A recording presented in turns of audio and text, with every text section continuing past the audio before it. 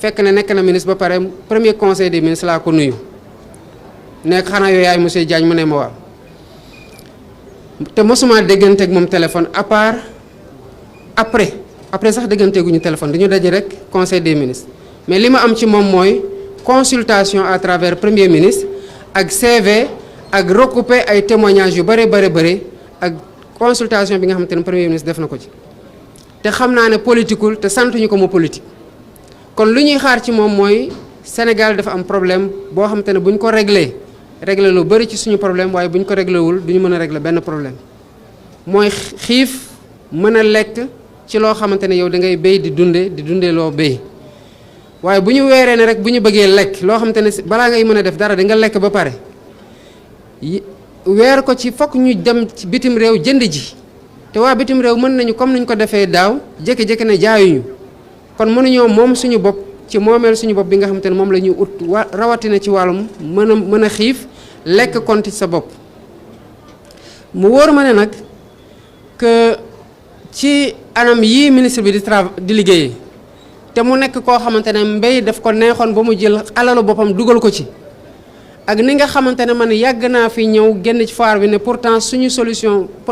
problème yëpp mu ngi fii xanaa nguur moo ko desee fulaal yaakaar naa ne sama politique boole ko dénk ko koo xamante ne mën na liggéey bi mu dem di waxtaan ak ñoo xamante ne solution mu ngi ci seen loxo man am naa yaakaar gu mag ne loolu bu ñu ko boolee résultat yi ñuy séentu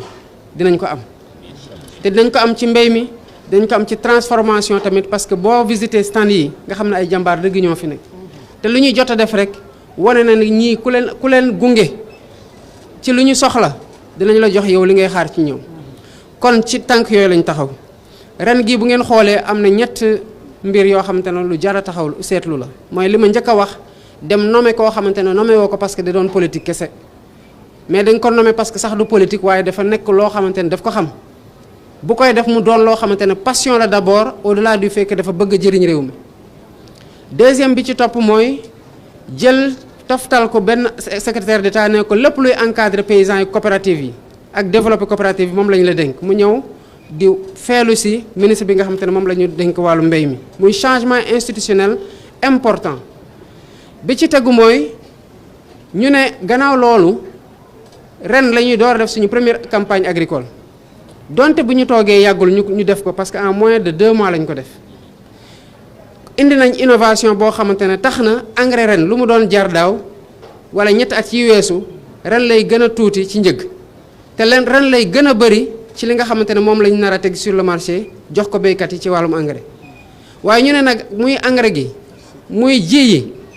dañ ciy boole armée bi ren ak gendarmerie pour que mu bañ a am ñoo xamante ne dañ ko téye ci yoon wi ba mu tax du egg ci béykat yi